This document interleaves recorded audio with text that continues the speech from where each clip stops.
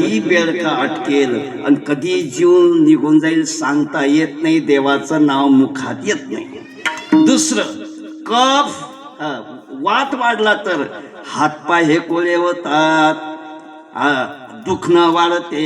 त्या दुःखामध्ये देवाचं नाव येईलच याची गॅरंटी नाही. आणि तिसरं आहे पित्त. पित्त जोपर्यंत स्थिर आहे तोपर्यंत शरीर बरं आहे. आणि पित्त का वाढलं त्याला ऍसिडिटी म्हणतात. आणि ते पित्त जर रक्तात गेलं तर अटॅक येते. अटॅक कधी येते? पित्ताची मात्रा वाढून रक्तामध्ये मिसळते तेव्हा अटॅक येते. आणि त्या अटॅक मध्ये मनुष्याचा जीव जाते. देवाचं नाव घेऊ देत नाही. मग का येत नाही का? येते. त्यासाठी जीवनभर प्रयत्न करावा लागते. आणि तुम्हाला सांग का महाराज आम्ही देवाचं नाव घेत नाही? घेता ना महाराज, हो.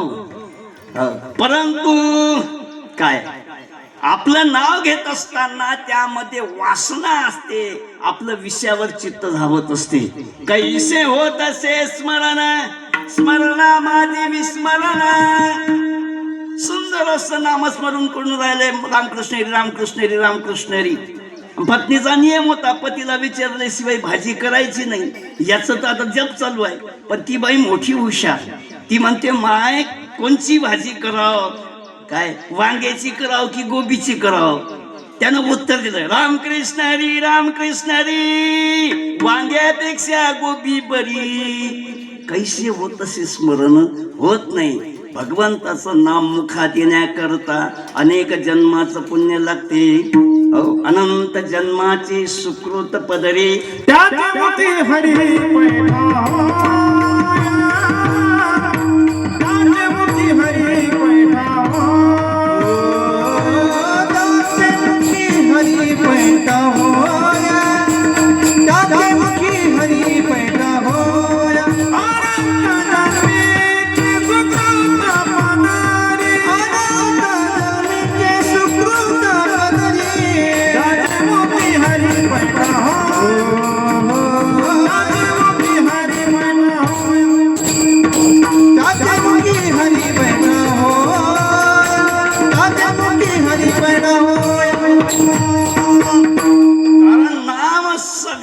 श्रेष्ठ असं तत्व आहे जे मनुष्याला मुक्त पदाला नेते. गंगा स्नानम सहस्रेषु पुष्कर स्नानम कोटीषु यत् पापम विलयम याति गोविंदम स्मरण शुची. अरे 1000 वेळा गंगेचं स्नान केल्यानं जेवढं पुण्य भेटते, 1 कोटी वेळा पुष्कर तीर्थ केल्यानं जे पुण्य भेटते ते पुण्य फक्त एक हरिनाम जपता घडे. एवढा अधिकार नामाचा आहे. पण ते नाम येण्याकरता, मुखात येण्याकरता जीवनभर प्रयत्न करावा लागते. आणि मरत असताना नाम आलं असता त्याला उत्तम गती म्हणतात. आणि उत्तमोत्तम गती जी 5वी आहे ती फक्त संतांना प्राप्त झाली. त्याचं कारण आहे काय? मरण माझे मरून गेले, मज केले अमर. मरणाच्या आधी ज्याने मरणावर विजय मिळवला ती उत्तमोत्तम गती. का याची लक्षणं आहेत का? आहेत ना महाराज. की घरी का कैकटी, नरकी का वैकुंठी, गिरी का कपाटे, हे स्मरेना पुढे जो जैसा. तो महात्मा घरी आहे की स्मशान भूमीत आहे? नरकात आहे की स्वर्गात आहे? भुयारात आहे की पर्वतावर आहे? अंगावर कपडे आहेत की नाही आहेत हेही ज्याला भान नाही, अशी अवस्था ज्याची प्राप्त झाली ते उत्तमोत्तम गती. आणि अशाचं नुसतं दर्शन जरी घडलं तरी मनुष्याला उत्तम गती प्राप्त होते. का महाराज ह्या 5ही गती तुम्ही सांगितल्या त्या कशाने प्राप्त होतात? त्या फक्त कर्माने प्राप्त होतात. कर्म, आणि कर्म किती प्रकारचं आहे? कर्म 4 प्रकारचं. नित्य कर्म, नैमित्तिक कर्म, काम्य कर्म आणि प्रायश्चित्त कर्म. नित्य कर्म त्याला म्हणा सकाळी झोपेतून उठल्यापासून मरेपर्यंत, झोपेपर्यंत जे कर्म करतो त्याला नित्य कर्म म्हणतात. त्याचे 2 प्रकार आहेत. काही कर्म केलं असता पुण्य भेटत नाही, बहिर दिशेला गेले सकाळी उठल्याबरोबर पुण्य भेटलं काय नाही, आणि नाही गेले तर दोष लागतात, नाही गेले तर शरीरामध्ये व्याधी निर्माण होतात. हा, पण एक असं आहे, हो हो हरिमुखे म्हणा, हरिमुखे म्हणा, हो हरिमुखे म्हणा, हरिमुखे म्हणा, हरिमुखे म्हणा, हरिमुखे म्हणा, हरिमुखे म्हणा, हरिमुखे म्हणा. हो पुण्याची गणना कोण करी, पुण्याची गणना कोण करी, हो हरिमुखे म्हणा, हरिमुखे म्हणा, हो हो हरिमुखे म्हणा, हरिमुखे म्हणा. हो पुण्याची गणना कोण करी, पुण्याची गणना कोण करी. हो हरिमुखे म्हणा, हरिमुखे म्हणा, हो हरिमुखे म्हणा. सहज जरी भगवंताचं नाम घेतलं तरी उद्धार आहे, सहज. कारण एक वैशिष्ट्य आहे, तृण अग्नी मिळे समरस झाले, तैसे नामे केले जपता हरी. नुसतं अरे अग्नीवर जरी पाय पडला तर अग्नी माफ करत नाही, जा तुझको माफ कर दिया. असं कधी झालं का? काट्यावर जर पाय पडला तर काट्यानं म्हटलं काय, जाऊ दे, अनवधानानं पाय पडला, जा तुझे माफ कर द्या. नाही, तो आतच घुसते, अग्नी जाळते.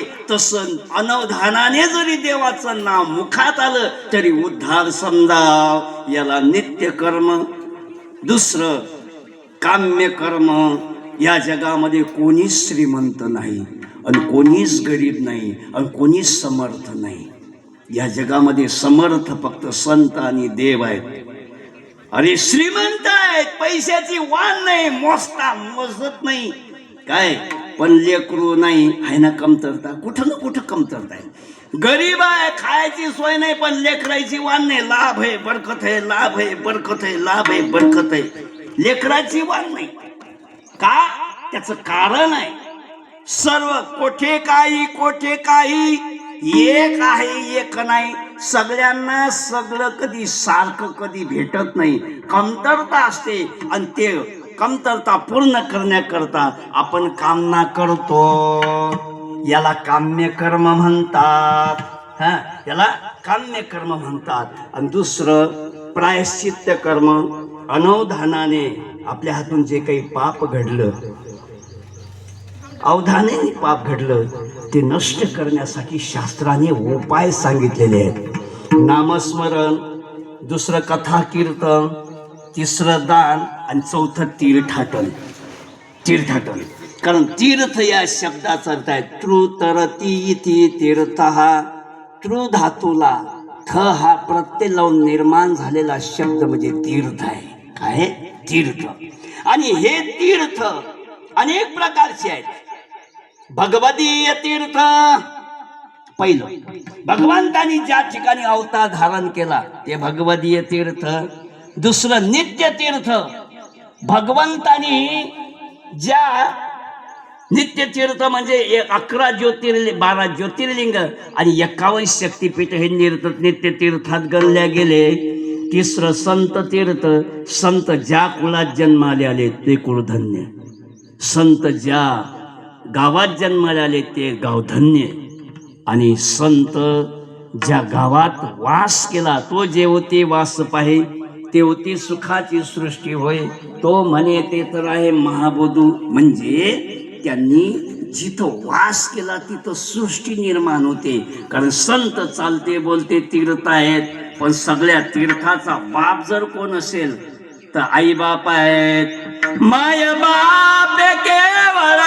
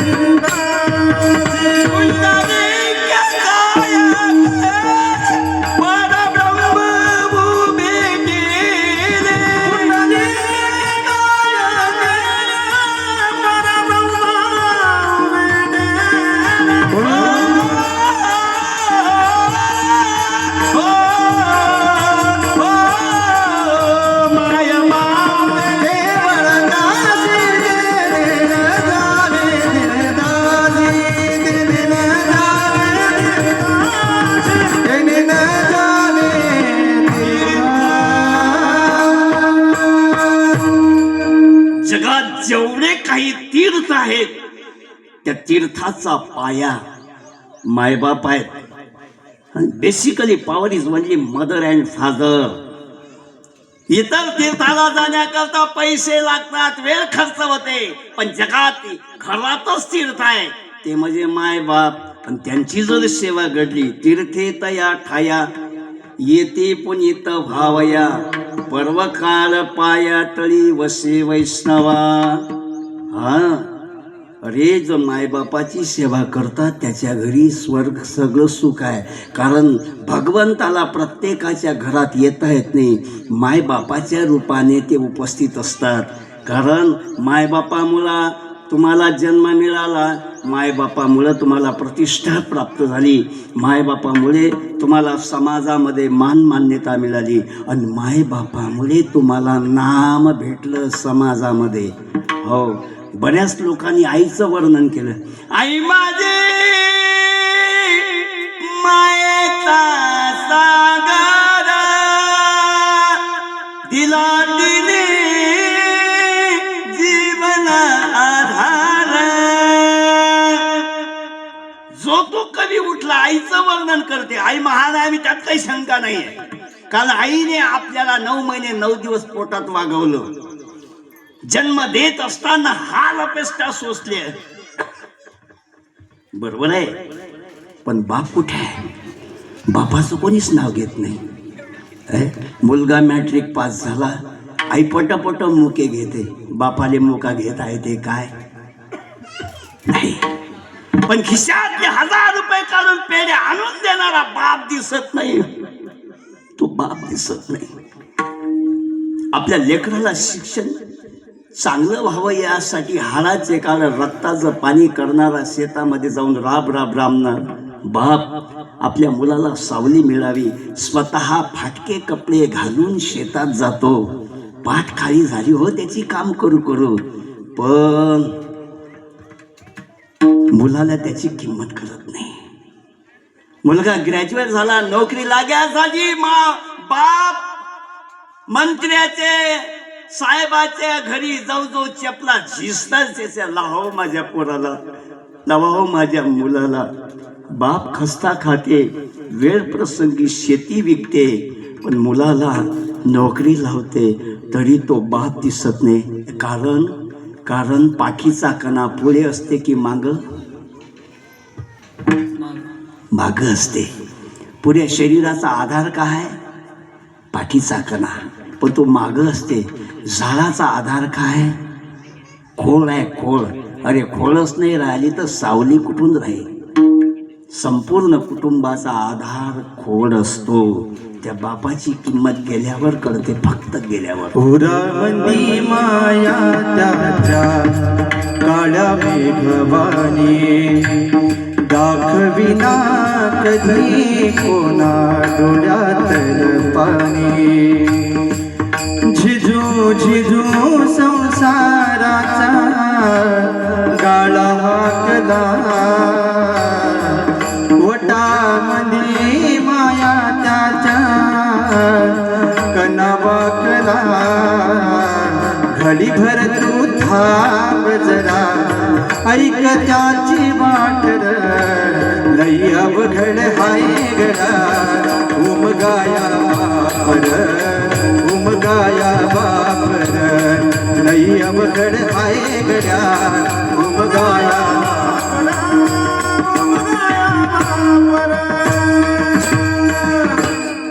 एवढा बाप महान आहे त्याला समजण्याकरता आपल्याला बाप व्हावं लागेल, तेव्हा कळेल. अरे बाप का तो साया भी काफी होता है. बाप वाट्यावर जरी बसला तरी किंमत आहे. एवढी किंमत बापाची आहे. 1774 साली छत्रपती शिवाजी महाराज राजे झाले. दिवसभर दरबार चालला. मोठमोठे राजे आले. त्यांनी मोठमोठे प्रेझेंट, दागिने, अलंकार, भेटवस्तू दिल्या. 36 मन सोन्याच्या सिंहासनावर छत्रपती शिवाजी महाराज विराजमान झाले. स्वर्णाचा मुकुट त्यांच्या डोक्यावर आला. संध्याकाळी दरबार संपला. छत्रपती शिवाजी महाराज महालात आले. डोक्यावरचा स्वर्ण मुकुट काढला. आईच्या मांडीवर डोकं ठेवून रडू लागला. स्वराज्याचा संस्थापक, मराठ्याचा जाणता राजा, मराठ्याचा जीव की प्राण एका लहान लेकरासारखा आईच्या मांडीवर डोकं ठेवून रडतो आहे. जिजामातेने त्याच्या केसातून हात फिरवला. राजे, अहो तुम्ही राजे झाले. आनंदाचा क्षण आहे. का रडता? अहो 36 मन सोन्याच्या सिंहासनावर तुम्ही विराजमान झाले. स्वर्णाचा मुकुट तुमच्या डोक्यावर आला. तुम्ही राजे झाले. आनंदाच्या क्षणी रडणं शोभत नाहीये. काय उत्तर देतात छत्रपती? छत्रपती शिवाजी महाराज म्हणता, आई साहेब आम्ही राजे झालो. 36 मन स्वर्णाच्या सिंहासनावर विराजमान झालो. स्वर्णाचा मुकुट आला आमच्या डोक्यावर आई साहेब. पण तो मुकुट पाहणारा माझा बाप आज हजर असता तर आनंद झाला असता. स्वराज्याचा संस्थापक बापासाठी रडतो, कारण बाप असतो. बापासारखं दैवत दुसरं जगात कोणचंच नाही. विडाला विडाला विडाला. मुलीचं लग्न पक्क होऊ द्या. वाढावं मुलींना बापाला. बापाचं लक्ष जेवणात असते की लग्नाकडे असते. घास गिळतो हो बाप, घास गिळतो. काय? कारण मुलीचं लग्न कसं करावं याच्यासाठी रात्रंदिवस तळमळ करतो. लग्नाच्या दिवशी आई 4 साड्या बदलते. बाप स्वयंपाक खोलीत पाहुण्याची काय सोय करण्यासाठी, व्यवस्था पाहण्यासाठी फिरत असते. कपडे बदलत नाही. मुलगी मंडपात आली, नवरदेव मंडपात आले, पाहुणे बोलवायला गेले, चला मुलगी मंडपात आली. हा स्वयंपाक खोलीत भगुनी उचलत आहे, गंज उचलत आहे. काळे कपडे झालेले आहेत त्याचे. तसाच घामेजलेला चेहरा दुपट्याने पुसतो. मंडपात जातो, मुलीच्या डोक्याला अक्षता टाकतो. तो बाप आहे. मुलगी जात असताना आईला म्हणते, आई बाबाला सांभाळतो. कारण तिला माहित आहे बाप मी गेल्यानंतर, लक्ष्मी गेल्यानंतर बाप प्रेम निघून जात. आई गेली, बाप मुलाला म्हणतो, बाबा अरे आण रे दादा, अन्न पाहिला दिवाळीला. दादा आणतो, ही साडी घेतो. बाप म्हणते, बाई काय साडी पसंत आहे ना? हा बाबा, दादानं चांगली आणली. नाही बाई, मला तर हलकी वाटते. नाही बाबा, चांगली आणली दादानं. काय 2-4 दिवस मुलगी राहून जेव्हा सासरी जायला निघते तेव्हा बाप थैल्या घेते. थरथर त्या हाताने बस स्टँडवर जायला लागते. मुलगा म्हणते, बाबा कशाला जातात, तुम्हाला चक्र येतात ना, तुमची BP वाढते. नाही बाबू, बाईला मी बस स्टँडवर सोडवतो. मुलाला माहित आहे बाप ऐकणार नाही, जाऊ देते. तिथं गेल्यानंतर एसटीची वाट पाहते. तोपर्यंत बाप इकडे तिकडे पाहत नाही. बाप फक्त मुलीचा चेहरा निरखत राहते, मुलीचा चेहरा पाहत राहते. ते बाप असते. एसटी आली, एसटी मध्ये मुलगी बसली आणि मुलगी बसल्यानंतर बाप सहज वर जाते. बाबा उतरा ना खाली. थांबा कंडक्टर साहेब 2 मिनिटं. आणि दोन्ही खिशात हात घालते आणि दोन्ही मुठा भरून नोटाच्या पुरसुंड्या झालेल्या काय दोन्ही मुठा त्या मुलीच्या हाती टाकते. काय बाबा आहे बाई, बाजाराला जात होतो, उरलेले पैसे काय मग त्या पुड्या करून ठेवल्या, पुरसुंड्या कधी 10ची, कधी 50ची, कधी 500ची, च्याची. जेवढे पैसे आले ते मुलीच्या हाती देतो. तो बाप असतो, तो कोण असतो? तो बाप असतो. आणि बाप होणं एवढं सोपं नाही आहे काय, पण तरीही बाप मागे का असतो? कारण पाठीचा कणा मागे असतो आणि आई पुढे. कारण आईची माया सगळ्याने दिसते. आई मला हे करून घालते. अरे पण आणणारा बाप आहे ना, आणणारा बाप आहे. तो बाप ज्या दिवशी तुम्हाला कळला त्या दिवशी देव तुमच्या घरातच आहे. विठाला विठाला विठाला. जगात सगळ्या तीर्थामध्ये मोठं तीर्थ जर कोणचं असेल तर मायबाप आहेत. चला याला प्रायश्चित्त कर्म म्हणतात. आणि 34थं जे कर्म आहे त्याला नैमित्तिक कर्म म्हणतात. नैमित्तिक कर्म म्हणजे निमित्तानं येणार कर्म. आणि आजचं जे कर्म आहे हे तुमच्यासाठी पर्वणी आहे.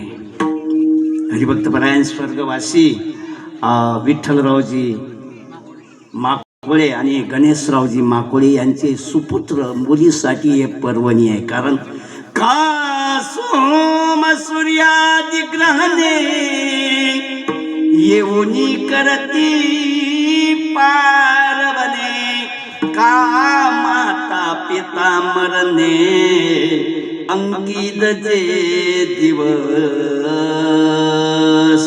ते तर निघून गेले पण तुमच्यासाठी पर्वणी आहे. काय आजचं जे श्राद्ध आहे याला अर्धवदैहिक श्राद्ध म्हणतात. 12 महिन्यानं केल्या जाते त्याला सांवत्सरिक श्राद्ध म्हणतात. काय आणि ते सांवत्सरिक श्राद्ध करत असताना, अर्धोदैहिक श्राद्ध करत असताना 3 पिढ्याचं नाव घेऊन पिंडदान करतात. याला एकादिष्ट श्राद्ध म्हणतात. काय आणि नंतर सगळे विसरतात. वर्ष श्राद्ध झालं की कोणी बापाचं नाव काढत नाही, बापाचा फोटो. झोपले काय? कोणी करत नाही. म्हणून शास्त्राने पितरांचं स्मरण करण्यासाठी वर्षातून 2 दिवस दिले, अक्षय तृतीया आणि पितर. या निमित्तानं का होईना त्यांचं स्मरण होते. याला पार्वणिक श्राद्ध म्हणतात. किती श्राद्ध झाले? 4. आणि 5वं श्राद्ध आहे त्याला तीर्थ श्राद्ध म्हणजे पुण्यतिथी. काही मुलं एवढे ऑनेस्टी असतात, प्रामाणिक असतात, दरवर्षी आपल्या आईवडिलाची पुण्यतिथी साजरी करतात. याला तीर्थ श्राद्ध म्हणतात. का महाराज कशासाठी? अरे पितर तृप्त होतात. आणि पितर तृप्त आले तर 5 प्रकारचे फळ तुम्हाला भेटतात. तया यश आयु आरोग्य धन एवं संपदा लभेत. 5 प्रकारचे फळ प्राप्त होतात पितरांचं श्राद्ध केल्याने. काय ते तर तृप्त होतात आणि ते आशीर्वाद देतात. काय तया यश आयु आरोग्य. यश भेटते, आयुष्य प्राप्त होते, आरोग्य प्राप्त होते, धन एवं संपदा. आता धन आणि संपदा वास्तविक पाहता एकच आहे, दिसते पण एक नाही आहे. धन म्हणजे स्थावर जंगम संपत्ती आणि संपदा म्हणजे भोगण्यासाठी शरीर. नाही तर महाराज घरी साखरेचा कारखाना आणि साखर कारखान्याचा मालक बिन साखरेचा चहा पेते. म्हटलं काहून? म्हणजे डॉक्टरनं सांगितलं शुगर आहे, शुगर. 7 टाकाच्या साखर कारखान्याला घरी सुंदर स्वयंपाक केला, घनो सुखो शिरो पुरी भजो वलो सातमे कळो. पाहुणे जेवून राहिले आणि हा ताक भाकर जेवून झाला. डॉक्टरनं सांगितलं म्हणजे काहीच खाता येत नाही, 7 टाका इस्टेटले. अरे एक लक्षात ठेवा, भेटलेली संपत्ती भोगण्याची ताकद पितराच्या कृपेने प्राप्त होते. म्हणून काही पाया पडून सांगतो, पितरांचा श्राद्ध तर्पविधी करत जा.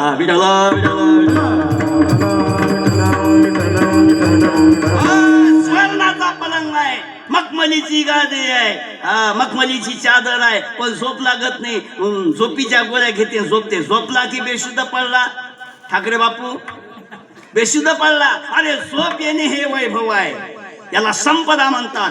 भूक लागणे हे वैभव आहे आणि हे प्राप्त होते पितरांच्या तृप्ततेमुळे. म्हणून आजचा जो अर्धोदेश श्राद्धाचा कार्यक्रम आहे, स्वर्गीय आमचे विठ्ठलरावजी माकुळे बाबा आणि गणेशरावजी माकुळे बाबा यांचा हा अर्धदैहिक म्हणजे तेरवीचा कार्यक्रम.